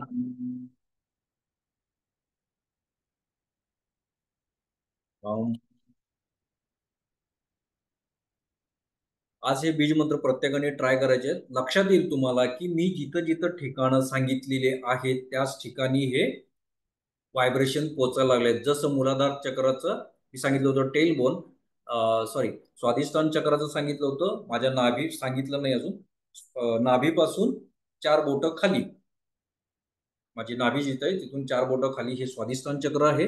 त्याच्यानंतर मणिपूर चक्र म्हणजे माझ्या ज्याचा छातीचा पिंजरा आहे, बरोबर आहे, तो जिथं जोडतो मध्ये सेंटरला, तिथं हे आत्म्याचं केंद्र देखील म्हणू शकतो. ऍस्ट्रल बॉडी ट्रॅव्हलिंग काही लोकांना माहीत असेल की जे लोक ऍक्टिव्हली आपला जो आत्मा आहे तो बाहेर काढतात. जिथं मला काम एखादं करून परत यायचं आहे, ते काम करून परत देखील आणतात कॉन्शियसली राहून, त्याला ऍस्ट्रल बॉडी ट्रॅव्हलिंग म्हणतात. तर त्याच्यात म्हणतात ना, आत्मा जाण्याचं ठिकाण देखील हे स्वाधिष्ठान चक्रामधून आहे, सॉरी मणिपूर चक्रामध्ये आहे. जिथं माझे छातीचे पिंजरा जिथं जोडला जातो असा कर्व आहे, तिथं हे चक्र आहे. पुढचं चक्र आहे ते हृदय चक्र आहे. अनाहत चक्र देखील म्हणतो याला आपण. तर याचा रंग आहे ग्रीन. याचा बीज मंत्र आहे यम. यवर अनुस्वार यम. ठीक आहे. तर हे यम याचा बीज मंत्र आहे. तर एखादी व्यक्ती हळवी असते, मूड पटकन स्विंग होतं. एखाद्याला कोणी बोलायचा अवकाश की रडायला चालू आहे ना, मला असंच का बोललं तसंच का बोललं, बरोबर आहे. ओव्हर थिंकिंग खूप जास्त. तर याच्यामुळे हे इम्बॅलन्स असल्यामुळे होतं. राग कंट्रोलमध्ये राहत नाही. ते जर हे जर ऍक्टिव्ह असेल चक्र, तर बघा म्हणजे काय म्हणतो आपण, म्हणजे उभं राहील तिथं माणसं गोळा केली, उभं राहील तिथं माणसं होईल, जाईल तिथं माणसं जोडली. एखाद्या व्यक्तीसाठी असतंय बघा, म्हणजे गाव सांगितली की लगेच माणसं सांगतो, हा बघ, हा तो काय त्या गावचा का. तर हे हे जे असं लोक असतात त्यांचं हे हृदयचक्र ऍक्टिव्ह असतं. खूप सगळी माणसं जोडतात, खूप प्रेमळ गोड स्वभाव असतो, बोलणं मवाळ असतं एकदम. लोकांना लागेल पटेल असं बोलणं असतं, ते लगेच लोक कॅप्चर करतात. त्यांचं हे हृदयचक्र खूप जास्त असतं. आणि जर हे इम्बॅलन्स असेल तर इमोशनचे इम्बॅलन्स असतात, राग येणे, त्यानंतर प्रेमाची कमतरता आहे, बरोबर आहे. त्यानंतर मूड स्विंग होतोय सतत, वाईट, स्वतःला लोनली फील करणे, वाईट वाटून घेणे, प्रत्येक गोष्ट मनाला लावून घेणे, ह्या सगळ्या गोष्टी काय होतात, हे चक्र इम्बॅलन्स असल्यामुळे होतात. ठीक आहे. तर याचा बीजमंत्र आहे यम. तो उच्चारल्यानंतर हे चक्र हळूहळू हळू थोड्या दिवसानंतर ऍक्टिव्हेट व्हायला लागतं आणि थोडे काही चेंजेस आपल्याला हवे आहेत ते सगळ्या गोष्टी याच्यातून मिळू शकतात. हा हे स्काय ब्ल्यू कलर मध्ये बघायचं आहे. हा हे विशुद्ध चक्र, ज्याला थ्रोट चक्र देखील म्हणतात, हे आपल्या ही जी हड्डी असते गळ्याची, यंत्र म्हणतो आपण तिथं, स्वर यंत्र, तिथं ते हे चक्र स्थित आहे, स्थिर आहे. तर हे चक्र म्हणजे एखाद्या व्यक्ती बघा, म्हणजे आपण एखाद्या म्हणजे त्याचं बोलण्यामध्ये जे शब्दामध्ये जे वजन आहे ना, ते हे चक्र ऍक्टिव्ह असेल तर असतं. म्हणजे एखादे व्यक्तींचं लक्ष देखील नाही आणि असा एखादा व्यक्ती कोणासोबत बोलत आहे प्रत्येक व्यक्ती जे म्हणजे लोक मागं वळून बघायला पाहिजेत की हा कोण बोलतोय. इतकं प्रभावी बोलणं. कामात असताना देखील काम सोडून लोक मागं वळून बघायला लागतील की हा कोण बोलतोय असा. तर अशा व्यक्तीचं हे चक्र ऍक्टिव्ह असतं. जे काही बोलल ते लोकांना फील होतं, अपील होतं. शब्दामध्ये वजन असतं. हे शब्द चक्र जर जास्त ऍक्टिव्ह झालं तर काय म्हणतो आपण त्याला, वाचासिद्धी म्हणतो. बोलल ते गोष्टी घडायला लागतात. आहेत ना असे खूप लोक आहेत, बोलले की ते घडतं. मांडवाला आग लागली म्हटलं की मांडवाला आग लागली. ती एक म्हण होती ना पूर्वी, पिक्चर देखील होऊन गेला. तो बोलल तसं ते गोष्टी, लक्ष्मीकांत बेर्डेचाच पिक्चर होता तो. जे बोलल ते गोष्टी घडत असतात. शुभ बोलणार आहे काहीतरी पिक्चर होता तो. बरोबर आहे. तर अशा गोष्टी हे चक्र ऍक्टिव्ह खूप जास्त जर याच्यावर वर्कआउट केलं, आपण काम केलं या गोष्टीवर, तर ते सिद्धी देखील मिळते या गोष्टीला. जर हे डिॲक्टिव्हेट असेल चक्र किंवा इम्बॅलन्स असेल चक्र, तर आपल्याला बोलण्याला किंमत राहत नाही. आपण किती 10 वेळा बोला, लोक लक्ष देत नाहीत. आपल्या बोलण्याला व्हॅल्यू नाही आहे. वजन नाही आहे शब्दाला. बरोबर आहे. खूप मोठ्या मोठ्या पदावरचे प्रवक्ते जे आहेत पार्ट्यांचे, जसं नरेंद्र मोदी बघा. कुठंही आपली पंतप्रधान आहेत. कुठंही ते भाषण असं सहज आदा करतात, म्हणजे बघायची देखील स्क्रिप्टची गरज नाही त्या व्यक्तीला. तर हे काय आहे की हे चक्र ऍक्टिव्हेट असल्यामुळं होतात या गोष्टी. तर ख खम हा याचा बीजमंत्र आहे.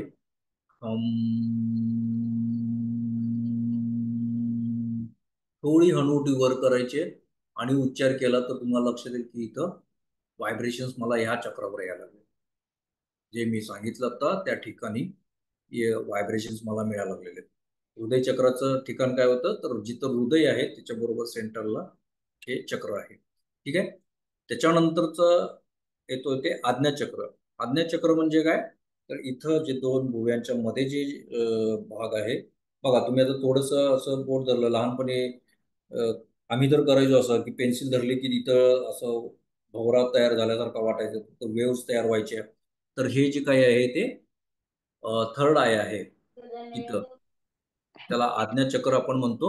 तर हे आज्ञाचक्र काय होतं की जर ऍक्टिव्ह असेल, हं, आज्ञाचक्र जर जागृत असेल तर काय होतं की त्रिकालदर्शी म्हणतो आपण. तिन्ही काळ आपल्याला कळतात. माणसाचे भूत भविष्य काळ कळू शकतो. वर्तमान काळ, तो येता येता माझ्याकडे सहज काय केलंय, कुठे जाऊन आलाय, काय बोललाय, काय खाल्लाय, सगळ्या गोष्टी आपल्या लक्षात राहतात, दिसतात आपल्याला. हे सगळे त्रिकालदर्शी असतात. हे जर इम्बॅलन्स असेल तर ओव्हर थिंकिंग, निगेटिव्ह थॉट्स खूप जास्त असतात. कुठल्याही पॉझिटिव्ह विचार करू शकत नाही. डिसिजन मेकिंग नाही होत प्रॉपर. बरोबर आहे. प्रत्येक गोष्टीसाठी कुणावर तर डिपेंडंट राहावं लागतं. जी काही गोष्ट करतो त्या गोष्टीमध्ये कॉन्फिडन्स राहत नाही. हे सगळे इम्बॅलन्स असल्यामुळे आहे. आणि हे जर व्यवस्थित असेल तर हृदय आणि मेंदू याचा ताळमेळ व्यवस्थित राहतो, बॅलन्स राहतात, आणि जे काही काम कराल ते अगदी प्रॉपर असतं. जो काही डिसिजन घेतो अगदी व्यवस्थित असतो. गट फिलिंग्स म्हणतात, इंट्युशन्स यायला लागतात ब्रह्मांडातून आपल्याला, की म्हणजे एखादा डिसिजन मला घ्यायचं आहे तर योग्य आहे का नाही हे मला इंट्युशन्स मिळायला लागतात. पुढे जसं हे चक्र ऍक्टिव्ह होत जाईल तसं खूप जास्त ऍक्टिव्हली काम करतो. आळस राहत नाही माणसात, एनर्जीने भरपूर असतो व्यक्ती हा. तर याचा जो आहे तो ओम आहे. ओम. गळ्यापर्यंतचे जे काही चक्र होते खालचे सगळे, त्याची व्हायब्रेशन्स तुम्हाला खांद्यापासून खालीच होते सगळे. आता हा जो व्हायब्रेशन तुम्ही बघितला बीज मंत्रामध्ये किती शक्ती आहे आणि कशा पद्धतीने तयार केलेत ते बघा. ह्याचे व्हायब्रेशन तुम्हाला बरोबर इथं थर्ड आयलाच जाणवायला लागेल. म्हणजे माझ्या जिभेपासून वरच्याच भागाला जाणवायला लागेल. ठीक आहे. तर रंग आहे जो पर्पल. त्याच्यानंतर लव्हेंडर कलर आहे, हो सहस्त्रार चक्र. याला शिवाचं स्थान म्हटलं जातं, महादेवाचं स्थान म्हटलं जातं, परमोच्च शिखर म्हटलं जातं. हे चक्र बऱ्यापैकी 99% लोकांचं बॅलन्स असतं, कधी बिघडत नाही. अगदी जो एखादी गोष्ट जबरदस्त असा क्रिमिनल असेल किंवा क्राईम केला एकदम डेंजर गुन्हा केला असेल, किंवा एखाद्याची खूप जास्त हाय घेतली, बरोबर आहे ना, एखाद्याला लुबाडलं आणि त्यानं जर मनापासून जर हाय दिली ना, तर हे चक्र इम्बॅलन्स होतं. मेंटली डिसऑर्डर होऊन जातो, माणूस वेड्यासारखा होतो. पण शक्यतो हे कधीच इम्बॅलन्स नसतं, सगळ्यांचं व्यवस्थितच असतं, बॅलन्स असतं. आणि हे शिवाचं स्थान आहे. इथं जे म्हणतो आपण हे इथं कुंडलिनी शक्ती असते खाली तोंड करून 3.5 वेटोळ्यांमध्ये आपल्या या 7 चक्रांमध्ये सुषुम्ना नाडी, सॉरी, सुषुम्ना नाडी राहील. सुषुम्ना नाडी देखील म्हटलं जातं आपल्या मणक्याच्या यामध्ये, जिथं चक्र आहेत. आणि इथंच आपल्याला काय 3.5 वेटोळे मारून एक कुंडलिनी शक्ती खाली इथं तोंड करून असते. ज्या वेळेस आपण सुषुम्ना नाडी ऍक्टिव्हेट करायला लागतो, कुंडलिनी जागृत करायला लागतो, त्यावेळेला ही जी सर्पाकृती जी काही कुंडलिनी शक्ती आहे, इथं जे तोंड असतं ती काय होतं, वरती होतं आणि हळूहळू हळूहळू इथं जाऊन इथं मिळते. म्हणजेच काय म्हणतात की याला ही पार्वती आहे आणि हे शिव आहे. म्हणजे पार्वती आणि शिवाचं जे मिलन होतं त्यावेळेला कुंडलिनी जागृती होते असं म्हटलं जातं. तर कुंडलिनी जागृती ही प्रत्येकाची होत नसते. आपल्याला हे जे चक्र आहेत, हे बीज मंत्र असतील, जे काही नेक्स्ट लेवलला तुम्ही जर जाल तर त्याच्यामध्ये खूप पॉवरफुल सिम्बॉल्स येतात तुम्हाला, जे विदिन काही काही विदिन मिनिट देखील रिझल्ट येतात. आणि काही काहीला जसं तुमचं गोल मोठे मोठे असतील तसं त्या त्या वेळेला ते टाइम टेकिंग पण असतात काही गोष्टी. पण तुम्हाला क्विक अँड फास्ट रिझल्ट देणारे हिलिंगमध्ये काही सिम्बॉल्स असतात. लेवल 2 पासून ते शिकवले जातात. खूप पॉवरफुली काम करतात. प्रत्येक गोष्ट तुम्ही तुम्ही त्या सिम्बॉल्सने करू शकता. तुमचा ड्रीम जॉब असेल, तुमचा इव्हन स्वयंपाक जरी व्यवस्थित करायचा असेल, चव द्यायची असेल, पाण्याला चव द्यायची असेल, किंवा रादर स्टडीमध्ये एखाद्या स्टुडंट एखादा कमी असेल, वीक असेल, तर त्याला देखील तुम्ही हे सिम्बॉल्स वापरून पॉवरफुली एनर्जी देऊ शकता. स्वतःला देखील हे सिम्बॉल्स वापरून हे 7 चक्र तुम्ही बॅलन्स करू शकता, जेणेकरून तुमच्या लाईफमधल्या सगळ्या गोष्टी तुम्ही आयुष्यात सक्सेसफुल करू शकता. ते लेव्हल 2 पासून सगळ्या गोष्टी शिकवल्या जातात. सिम्बॉल्स असतात त्याच्यामध्ये काही, ते आपल्याला 21 दिवसामध्ये ती साध्य सिद्ध करायचे असतात प्रॅक्टिस करून. तर 21 दिवसाची साधना देखील असते त्याच्यासाठी.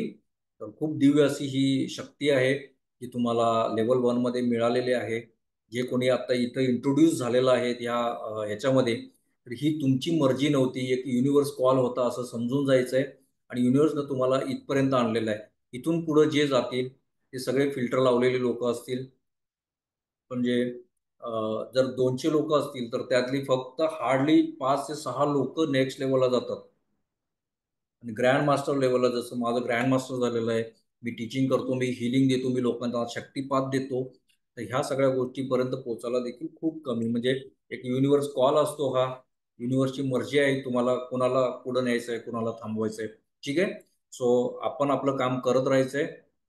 ह्या चक्रांबद्दल जी माहिती दिलेली आहे प्रत्येकाने लिहून घ्यायची आहे. आज जेव्हा व्हिडिओ पाठवला जाईल त्यानंतर तुम्ही तुमचे जे काही फंक्शन्स बघायचे आहेत, जे काही सिमटम्स असतील तुमचे, तुम्हाला वाटते की या चक्रावर मला काम केलं पाहिजे, बीज मंत्र दिलेले आहेत, त्या बीज मंत्रावर देखील आपण एक 5 मिनिटं हवं तर आपण मेडिटेशन्स घेऊयात सगळेजण.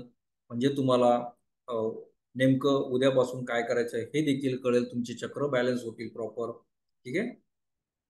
चला तर 5 मिनिटं बघूयात आपण.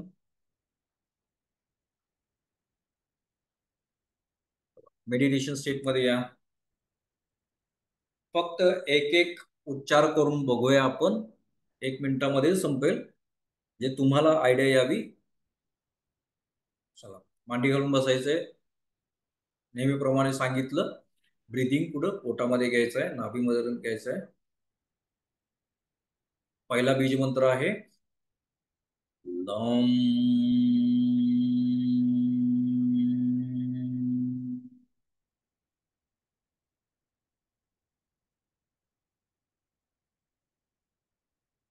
जितका सस्टेन होईल तितका सस्टेन करायचा आहे.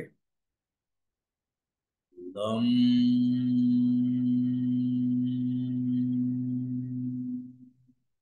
हे करत करत आपल्याला व्हिज्युअलाइज करायचं आहे की ते चक्र जे आहे ते लाल रंगामध्ये चक्र आहे, ते आता क्लॉकवाईज फिरायला लागलेलं आहे. हळू हळू त्याला चालना मिळायला लागलेली आहे आणि ते ऍक्टिव्ह व्हायला लागलेलं आहे.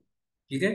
त्याच्यापासून वरती नाभीपासून 4 बोटं खाली स्वाधिष्ठान आहे, जे ऑरेंज रंगामध्ये बघायचं आहे आपल्याला. आणि त्याचा आहे तो बीजमंत्र वम.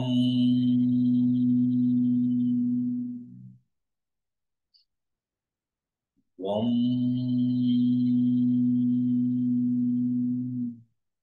बोट बंद केलंय तर तो उच्चार जो आहे ते व्हायब्रेशन्स आहेत त्या शब्दाचे व त्या बीज मंत्राचे ते आपल्याला बरोबर स्वाधिष्ठान चक्रापर्यंत नेऊन पोहोचवत आहेत. व्हिज्युअलाइज करायला इझी जाईल आपल्याला अशा पद्धतीने. ठीक आहे. नेक्स्ट आहे मणिपूर चक्र. तिथं माझ्या छातीचा पिंजरा असतो जोडला गेलेला, तिथं इमॅजिन करायचंय येलो कलर मध्ये, गोल्डन येलो कलर मध्ये. त्याचा आहे बीज मंत्र आहे रम. रम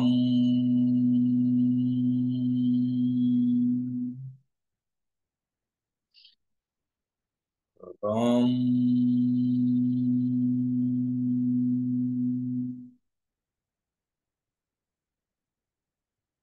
जितकं जास्त सस्टेन कराल तितकं तुम्हाला तिथपर्यंत एनर्जी जास्त होईल आणि ते ऍक्टिव्ह झालेलं बघायचंय त्या रंगामध्ये, गोल्ड क्लॉकवाईज फिरलेलं बघायचंय. ठीक आहे. नेक्स्ट येतोय हार्ट चक्र, आपलं अनाहत चक्र. हृदयाच्या बाजूलाच बघायचंय, बरोबर सेंटरला. तर ग्रीन कलर मध्ये बघायचंय, त्याचा येतो यम. यम.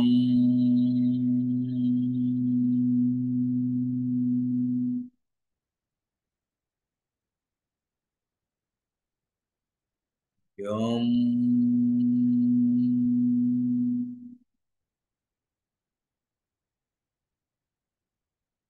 नेक्स्ट आहे थ्रोट चक्र, विशुद्ध चक्र, गळ्यापाशी आहे ते. ओम.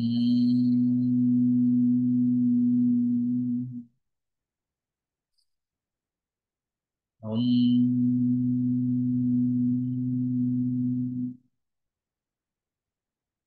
हे चक्र, जी लोक आपल्या भावना कधी एक्सप्रेस करत नाहीत, जे ओपन आउट होऊन कुणाशी बोलत नाहीत, मनात काय आहे कुणाला सांगत नाहीत, अशा लोकांचं चक्र बिघडण्याची कारण ही ह्याच गोष्टी असतात. ओपनली बोललं पाहिजे, कुणासमोर तर एक्सप्रेस झालं पाहिजे, आपल्या भावना व्यक्त केल्या पाहिजेत.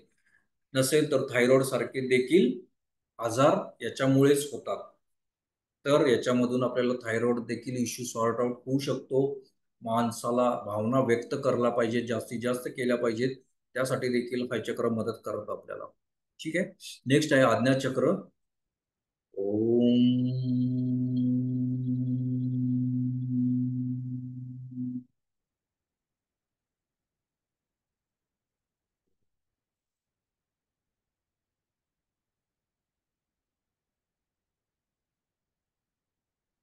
पर्पल इंडिगो ब्ल्यू कलर मध्ये बघायचं आहे याला.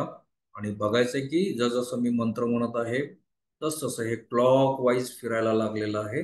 उजवीकडून डावीकडे ते हळूहळू हळू रोटेट व्हायला लागलेलं आहे. ठीक आहे.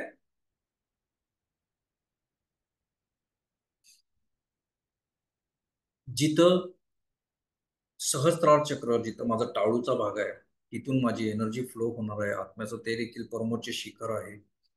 तर तिथं शक्यतो शांतता अनुभव करायची आहे. 3 मिनिटं असेल, 10 मिनिटं असेल, 5 मिनिटं, तिथं फोकस करायचं आहे आपल्या थर्ड आयने आणि तिथं शांतता अनुभवायची आहे. तो पर्पल कलर बघायचा प्रयत्न करायचा आहे, लव्हेंडर कलर बघायचा प्रयत्न करायचा आहे. ज्यांना वाटतंय की जमत नाही तर त्यांनी ओमचं व्हायब्रेशन्स इथपर्यंत पोचवायचे आहेत. ठीक आहे. हे झालं 7 चक्राचे बीज मंत्राचं मेडिटेशन, सॉरी. तर हे तुम्हाला रोजच्या रोज प्रत्येक मंत्र हा 3 मिनिटासाठी करायचा आहे. शक्यतो ज्यांना जमेल त्यांनी या गोष्टी करायच्या आहेत.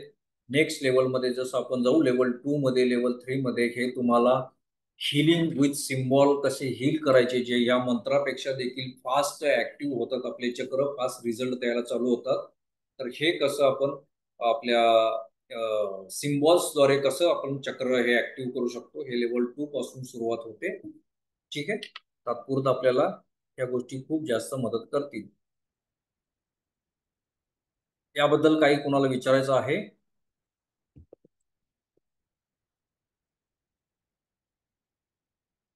नेक्स्ट जाऊयात आपण.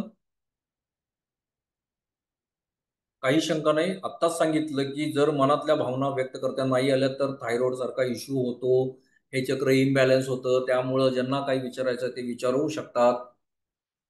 नसेल तर आपण नेक्स्ट पीपीटीला जाऊयात. ओके. चला नेक्स्ट जाऊयात.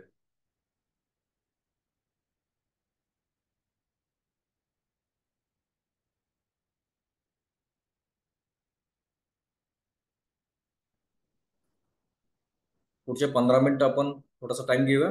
हा हे ह्युमन बॉडी दिसते ते तुम्हाला, आणि हे त्याच्या बाजूने काहीतरी लेअर दिसतात वेगवेगळ्या कलर्समध्ये. बरोबर आहे. आता आपण जे चक्र बघितले, 7 चक्र जे बघितले शरीरामध्ये आपल्या, 7 चक्रांचे जे रंग होते तेच हे रंग आहेत आपल्या शरीराच्या बाजूने. हे रंग काही इंचापासून ते काही किलोमीटर पर्यंत देखील असू शकतात, ज्याचा याला आभामंडल किंवा ऑरा असं म्हटलं जातं, जे आपल्या शरीराचं संरक्षण कवच म्हणून काम करतं. हा ऑरा आपला स्ट्रॉंग असणे किंवा वीक असणं हे चक्रांवर अवलंबून असतं. म्हणून मी मगाशी काय म्हटलं की एखादा व्यक्ती आयुष्यभर स्ट्रगल का करतो आणि एखादा व्यक्ती उत्तर उत्तर का त्याची प्रगती होत जाते, तर ज्याच्या गोष्टीसाठी ह्या सगळ्या गोष्टी कारणीभूत आहेत. ओके. तर हा आहे ह्युमन ऑरा, जो ज्याला इलेक्ट्रिक मॅग्नेटिक फील्ड देखील म्हणतात किंवा आभामंडल देखील म्हटलं जातं. तर साधू संतांसाठी हा खूप महत्वाचा असतो. हे ते शक्यतो कधी आपला ऑरा बिघडू देत नाहीत. कारण हा ऑरा जर बिघडला तर निगेटिव्ह एनर्जीजना आपण खूप लवकर आमंत्रण देतो आपल्या शरीरामध्ये येण्यासाठी. आणि निगेटिव्ह एनर्जी जसं जसं आपल्या शरीरामध्ये यायला लागतील तस तसे ते आपल्याला त्या त्या पद्धतीने रिझल्ट येतात. घरामध्ये भांडण व्हायला लागतात, वाद व्हायला लागतात. काही लोकांचा पैशाचं येणं जाणं बंद होतं, काही लोकांचा बिझनेस ठप्प होऊन जातो, जोरजोरात चाललेला बिझनेस पण कधी कधी एक जागेवर थांबतो. बरोबर आहे. चांगल्या पदावर आहे, अचानक काहीतरी घडतं आणि तो खाली येतो पार, किंवा निलंबित होतो, नोकरून काढून टाकलं जातं. खूप सगळे रिझन्स असू शकतात ऑरा बिघडण्याचे. कुठल्या पद्धतीनं ते आपल्यावर अफेक्ट करतील निगेटिव्ह एनर्जीज हे आपल्याला माहीत नसतं. त्यासाठी आपल्याला काय करायचंय की रोजच्या रोज हे आपलं आभामंडल आहे, जे काही इलेक्ट्रिक मॅग्नेटिक फील्ड आहे, जो काही ऑरा आहे, तो आपल्याला स्ट्रॉंग ठेवायचा आहे. तो कसा ठेवायचा, तर चक्र ऍक्टिव्हेट ठेवून आपल्याला करायचं आहे. ठीक आहे. नजर लागणे जे म्हणतात, लेडीज बऱ्यापैकी लोकांना माहीत असेल, लग्नाला जाताना खूप भारी भारी साड्या नेसतो, खूप दागिने करतो, मेकअप करतो, हेअरस्टाईल करतो आणि लग्नाला जातो. आल्यानंतर काय होतं, कोण सांगेल? माईक ऑफ करा आणि सांगा लगेच, ऑन करून.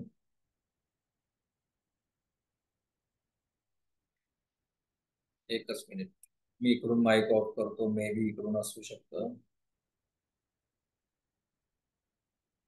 होते का माईक ऑफ? अनम्यूट देऊ. ओके, चला करा, अनम्यूट करा. कोण बोलते? काय काय एक्सपिरियन्सेस होतात कुठल्या तरी एखाद्या फंक्शनला जाऊन आल्यानंतर?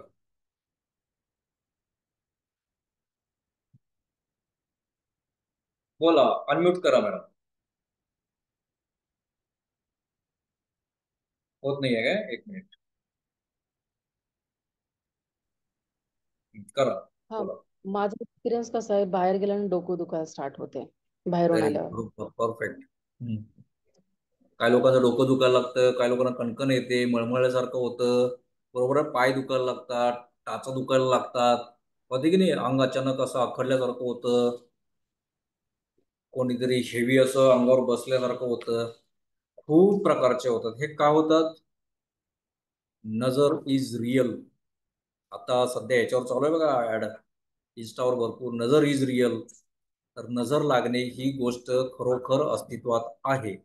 नजर लागणे म्हणजे असं काही आपल्याकडे येत नाही, तर जे काही इंटेन्शन्स असतात समोरच्या व्यक्तीचे, जे काही बॅड इंटेन्शन्स असतात तुमला घेऊन, तर त्या गोष्टी आपल्याला एनर्जी किंवा व्हायब्रेशन फॉर्म मध्ये आपल्या ऑरामध्ये एंटर करतात आणि ते आपल्या बॉडीला इफेक्ट करतात. पण हे कधी होतं, आपला ऑरा जर वीक असेल तर. म्हणजे ज्या ज्या महिला जाऊन आल्यानंतर ज्यांना ज्यांना हा त्रास होतो त्यांनी समजून जायचं की माझा ऑरा वीक आहे. बरोबर आहे. अशा वेळी आपण काय करू शकतो, तर पटकन शॉवर घेऊ शकतो. शॉवर मधून इमॅजिन करायची की ती जी काही डार्क एनर्जी आहे ती सगळी पाण्यातून वाहून गेलेली आहे, निघून गेलेली आहे, आणि मी खूप फ्रेश फ्रेश फील करतोय. सेकंड थिंग, मोठं मीठ असतं पाण्यात टाकलं, त्याने आंघोळ केली, इमॅजिन केलं की डोक्यापासून पायापर्यंतची जी काही बॅड एनर्जी आहे, जी काही डार्क एनर्जी आहे, ती सगळी निघून गेलेली आहे आणि मी खूप फ्रेश झालेले आहे. ठीक आहे. जुनी लोक लहानपणी तुम्हाला देखील तुमच्या आईने आजीने ह्या सगळ्या गोष्टी केल्या असतील. मीठ उतरून टाकलं, 7 वेळा मीठ उतरवलं, टाकून दिलं, रेस काढली, चप्पलनं वगैरे काय काय करायचे ते. त्याच्यानंतर मिरच्या टाकून दिल्या, ओवाळून अग्नीमध्ये स्वाहा केल्या, बरोबर आहे. आणि बघा तुम्हाला 10-15 मिनिटात, 20 मिनिटात ते सगळं दुखणं गायब व्हायचं. तीच कॉन्सेप्ट आहे, त्याच सगळ्या गोष्टी आहेत. तोच फेथ ठेवायचा आहे आणि त्या सगळ्या गोष्टी करायच्या आहेत. तुमचा ऑरा व्यवस्थित क्लीन होऊन जाईल त्यावेळेला. ठीक आहे. त्याच्यानंतर ऑरा हा सगळ्या गोष्टीला असतो. म्हणजे फक्त माझ्याशी रिलेटेड नाही आहे. माझं घर आहे, माझ्या घराला देखील ऑरा आहे. माझं ऑफिस आहे, तिथला देखील त्या ऑफिसला देखील ऑरा आहे. मी ज्या टेबलवर बसतोय, ऑफिस काम करतोय, तर माझं प्रॉपर काम होत नसेल तर त्या टेबलचा देखील ऑरा आहे, तो देखील बिघडलेला आहे, तो देखील क्लीन करणं गरजेचं आहे. जिथं मी मेडिटेशनला बसतोय पण माझं मेडिटेशन होत नाही आहे, तर ती जागा पण ऑरा आहे त्या जागेला. ती जागा देखील क्लीन करायची असते ऑरा. त्या जागेला देखील ऑरा असतो. एखाद्या घरामध्ये मी गेलोय आणि मला तिथे बसवंसं वाटत नाही, माझं डोकं दुखायला लागलं आणि पटकन निघावं असं वाटतंय, कधी एकदा जाईन असं होतंय, त्या व्यक्तीचं समोरचं बोलणं कधी होतंय आणि मी कधी निघेन असं होतंय, समजून जायचं की त्या घरामध्ये ऑरा बिघडलेला आहे. आणि एखाद्या घरामध्ये आपण तासन तास बसावंसं वाटतंय, समोरचा म्हणजे ज्याच्या घरात गेलोय तो स्वतःहून मनातल्या मनात म्हणत असेल की अरे हा कधी जातोय, पण आपण तिथनं हलत नाही. अशा वेळेस समजून जायचं की त्या घराचा ऑरा हा खूप पॉवरफुल आहे आणि पॉझिटिव्ह आहे. ओके. तर प्रत्येक गोष्टीला ऑरा आहे. तर ते ऑरा आपण काय करायचंय, बघण्याचे पण काही टेक्निक्स आहेत. तर एखाद्या व्यक्तीचा ऑरा आपल्याला बघायचा असेल तर सफेद भिंत असते, त्या सफेद भिंतीपाशी त्या व्यक्तीला उभं करायचंय, त्याच्या आज्ञाचक्रावर फोकस करायचा आहे, एकसारखा एकटक बघायचं आहे आपल्याला. काही वेळा लक्षात येईल की त्याच्या बाजूने सावल्या यायला लागलेल्या आहेत, त्यामध्ये तो कलर जो असेल त्या कलर प्रमाणे त्याचं चक्र ऍक्टिव्ह आहे किंवा बिघडलेला आहे. अशा पद्धतीने ऑरा बघू शकतो आपण. ऑरा हा कुठल्याही गोष्टीला असू शकतो. प्रत्येक जगातल्या प्रत्येक लिव्हिंग नॉन लिव्हिंग थिंगला ऑरा आहे. आपल्या गार्डनमध्ये जी झाडं आहेत, पानं फुलं आहेत, त्या सगळ्यांना ऑरा आहे. एखाद्या रस्त्यावरून रोज येतोय जातोय त्या रस्त्याला देखील ऑरा आहे. घरामध्ये जे पेट्स आहेत, पाळीव प्राणी आहेत, त्या सगळ्यांना देखील ऑरा आहे. तर बघा एखादा व्यक्ती म्हणजे ज्याला आपण आयुष्यात कधीच बघितलेलं नाही आहे, भेटलेलो नाही आहे, बोललेलो नाही आहे आणि तो एक 2 मिनिटं 5 मिनिटं बोलतोय आणि आपण बेस्ट होऊन जातोय त्या, चल रे चहा प्यायला जाऊया आता. अगदी अरे तुरे नावावर येतोय आपण तिथपर्यंत. हे कशामुळे होतंय? त्या व्यक्तीचा ऑरा आपल्या ऑराला मॅच झाला किंवा फ्रिक्वेन्सी मॅच झाली तर आपण बेस्ट फ्रेंड बनतो. आपले जे जे कोणी बेस्ट फ्रेंड्स आहेत ना, ते भले गुण मिळत नाहीत पण तो ऑरा आपला मॅच होतोय म्हणून ते आपल्या सोबत आहेत. ठीक आहे. हा ऑरा जितका पॉझिटिव्ह असेल तितकं जास्त आपलं अट्रॅक्शन राहतं लोकांमध्ये. सपोज एखादा मैफिली एकदम शांत चालल्या, रटाळ चाललेला आहे, एखादा कार्यक्रम आहे आणि एखादा माणूस येतो आणि सगळं उलट म्हणजे सगळं सीन पालटा करतो. सगळे नुसते उठून नाचायला लागतात, हसायला लागतात, एन्जॉय करायला लागतात. त्या एका व्यक्तीच्या येण्यामुळं. तर अशा व्यक्ती समजून जायचं की त्याचा एनर्जी, सॉरी ऑरा हा अतिशय पॉवरफुल आहे. एखाद्या व्यक्तीसोबत आपल्याला कायम थांबावंसं वाटतं, कायम बोलावंसं वाटतं, राहावंसं वाटतं. समजून जायचं त्या व्यक्तीचा ऑरा स्ट्राँग आहे, पॉझिटिव्ह आहे.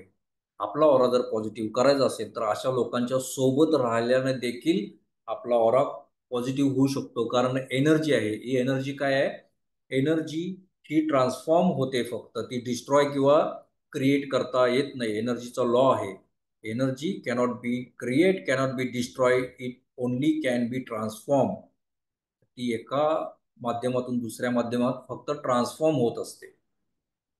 राईट. तर ही एनर्जी जी काही ऑरा जो काही स्ट्रॉंग करायचा आहे तर अशा लोकांमध्ये देखील आपण राहायचं आहे, जेणेकरून ज्याचे थॉट्स खूप पॉवरफुल आहेत, खूप हाय लेवलचे थॉट्स असतात, खूप विजन्स खूप स्ट्रॉंग असतात, विजन खूप लॉंग लाईफ असतात, विजन खूप हाय असतात. अशा लोकांच्या सानिध्यात राहिल्यानंतर पण आपला ऑरा अतिशय स्ट्रॉंग होतो. जे वेल ड्रेस्ड असतात, जे रोज स्वतःला अगदी व्यवस्थित प्रॉपर स्वतःला ड्रेसअप करून बाहेर पडतात, त्या लोकांचा ऑरा देखील स्ट्रॉंग असतो. बाहेर पडताना फाटके तुटके कपडे आहेत, घरातले कसले मळकट कळकट कपडे घालून बसले, त्या व्यक्तीचा ऑरा टोटली बिघडून जातो. त्यामुळं घरी देखील असताना आपण वेल ड्रेस्ड किंवा व्यवस्थितच असणं गरजेचं असतं.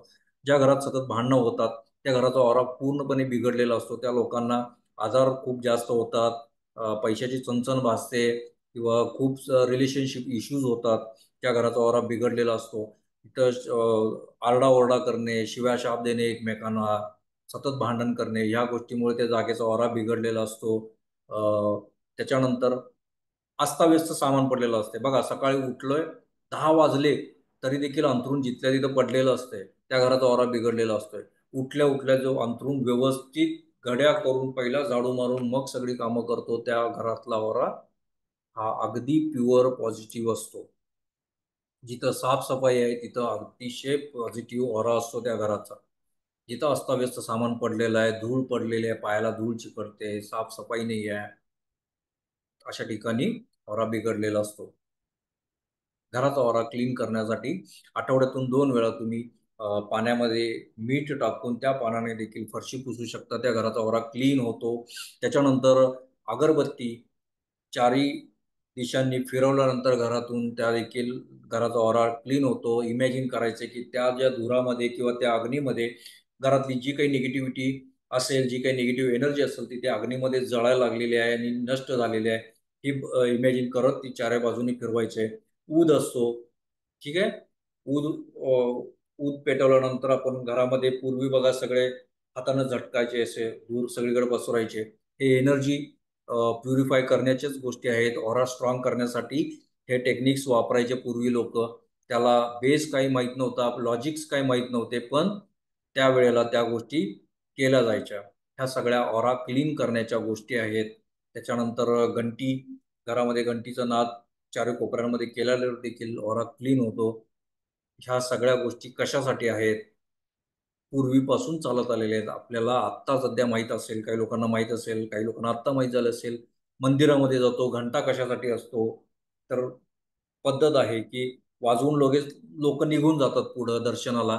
तर ती पद्धत चुकीची आहे. त्या घंट्याच्या खाली उभं राहून घंटा वाजवल्यानंतर त्याचे व्हायब्रेशन जे आहेत ते माझ्या सहस्त्रार चक्रातून माझ्या 7 चक्रांपर्यंत पोहोचतात आणि माझे चक्र ऍक्टिव्हेट होतात आणि माझा ऑरा स्ट्रॉंग होत असतो. हे त्या पाठीमागचं लॉजिक आहे. ओके. तर ऑरा क्लीन करण्याचे इतके सारे तुम्हाला गोष्टी आज सांगितलेल्या आहेत, कळालेल्या आहेत. रोजच्या रोज आपला ऑरा क्लीन करायचा आहे. तुमच्या ज्या काही अडचणी असतील त्या हळूहळू दूर व्हायला मदत होतील. ठीक आहे. तर ह्या पद्धतीनं रोजच्या रोज ज्या काही गोष्टी केल्यात त्या आजपासून ऍक्टिव्हली करायच्या आहेत. आजपासून, उद्यापासून. ठीक आहे. रोजच्या रोज ऑरा क्लीन केला तर वेल अँड गुड. पण रोजच्या रोज मिठाचं पाणी टाकून अंघोळ करणं पण चुकीचं आहे. आठवड्यातून 2 ते 3 वेळा आपण ऑरा क्लीन करू शकतो मिठाच्या पाण्याने. ज्या ज्या वेळेला आपण अंघोळ करायच्या वेळेला आपण फक्त इमॅजिन करायचे की ती सगळी निगेटिव्ह एनर्जी जी काही असेल ती सगळी निघून चाललेली आहे. आणि आठवड्यातून 2 वेळा जरी मिठाच्या पाण्याने किंवा आपण फिटकरी म्हणतो ज्याला, तुरटी म्हणतो, त्याचं थोडंसं पाण्यामध्ये फिरवून त्यानं देखील ऑरा क्लीन होतो आपला. ठीक आहे. ऑरा क्लीनच्या सगळ्या गोष्टी सांगितलेल्या आहेत. उद्या शक्तिपात आहे. काल देखील सांगितलं होतं शक्तिपात बद्दलचं. तर उद्या आपला हा शक्तिपात असणार आहे संध्याकाळी 7च्या दरम्यान. एकच मिनिट.